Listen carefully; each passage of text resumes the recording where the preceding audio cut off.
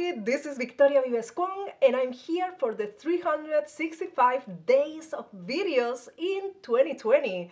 So I'm excited to share with you, and if you have not subscribed yet, make sure to click that button so that you can receive all the goodness.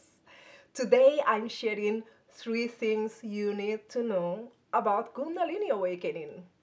So in 1997, I had a near-death experience that took me to a Kundalini awakening and third eye opening in 1998. I actually have another video about this and I would love to share it with you, so I will put the link down here. But today I'm going to share 3 things that I wish I had known back then. So the first thing was staying grounded. With the Kundalini awakening, it's almost like opening a door. It's like the veil between the worlds is gone. So suddenly we start having experiences that are not so common and are not easy to fit in our everyday reality. So in my case, what happened is that I was more on the other side than here. And because of that, grounding would have been essential.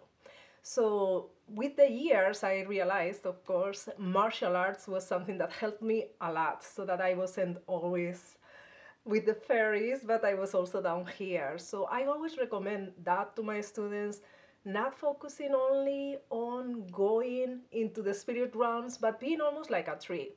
The tree, we know that, even a sequoia tree is so tall and so grandiose into the heavens, like growing so beautifully. But in order to be so strong up there, it needs a root system down here that really goes deep into the earth. So the more we want to grow spiritually, the more we need those roots. And that's something I always recommend. So if you have a Kundalini awakening, just make sure to keep yourself grounded in some ways.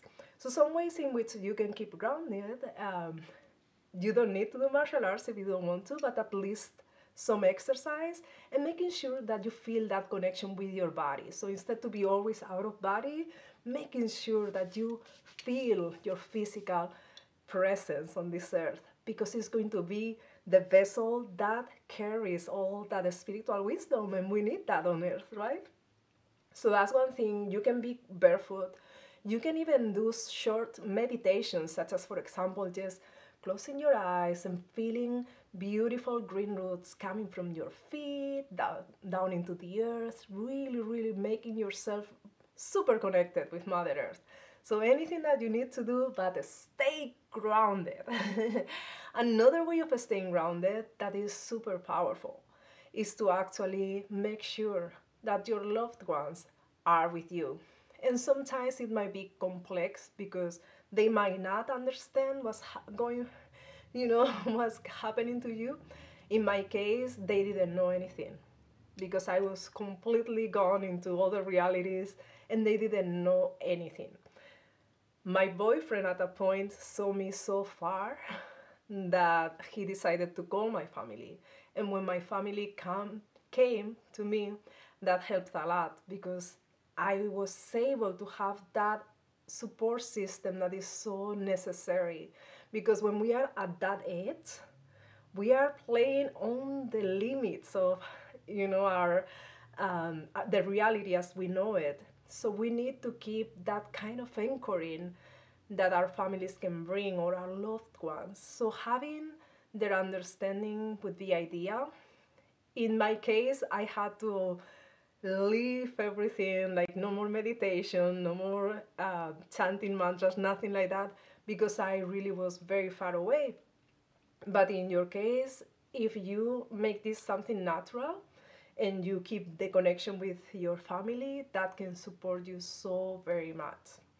Okay, so that would be about grounding. So you have many options. Once again, exercising or martial arts, just connecting with your body, do the visualization grounding, and being with your family. So even if it is just one of those, it's going to make a huge difference. All right, so second one, you need to have a circle of people that understands you. So that means sometimes it happens to us and we are having classmates or co-workers that think that we're nuts, right? So we cannot share with them.